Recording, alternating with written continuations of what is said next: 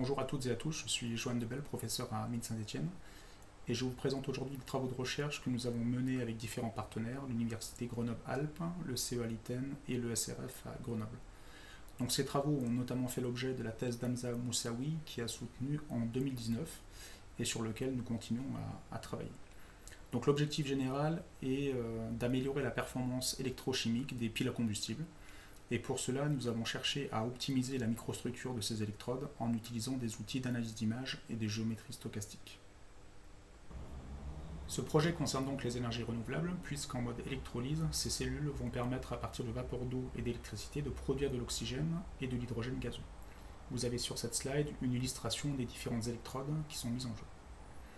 Donc ces cellules vont être utiles pour différentes applications, stockage de l'électricité en mode inverse ou la création de gaz synthétiques par exemple. Dans tous les cas, pour ces applications, la microstructure nécessite d'être optimisée pour améliorer la performance électrochimique de ces cellules.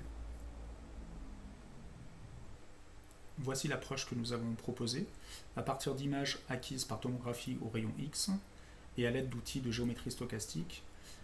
Nous avons simulé des microstructures virtuelles qui soient représentatives des données réelles, tout en ayant une certaine flexibilité afin de pouvoir générer des microstructures à géométrie variable.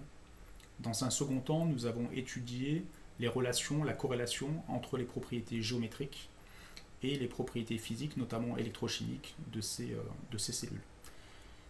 Tout cela pour, au final, essayer de proposer une microstructure optimale qui garantit la meilleure performance électrochimique possible. Voici quelques exemples de résultats que nous avons pu obtenir, ici sur la cathode qui contient deux phases solides à base de nickel et de zircone et une phase poreuse.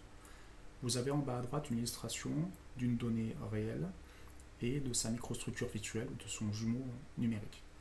Nous avons évidemment comparé les données simulées aux données réelles à travers différentes caractéristiques, telles que la fraction volumique, le diamètre de phase, la tortuosité, et ceci pour chacune des phases.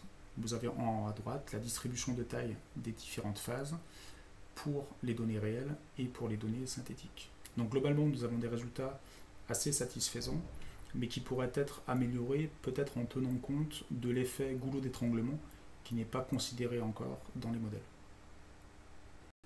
En conclusion, à partir d'analyses d'images et des géométries stochastiques, nous avons pu générer des microstructures virtuelles qui soient représentatives des données réelles et suffisamment flexibles pour définir des microstructures à géométrie variable. Donc ce modèle pourrait être encore amélioré, et tout cela pour recommander une microstructure optimale, et ceci fait l'objet d'une ANR qui est en cours.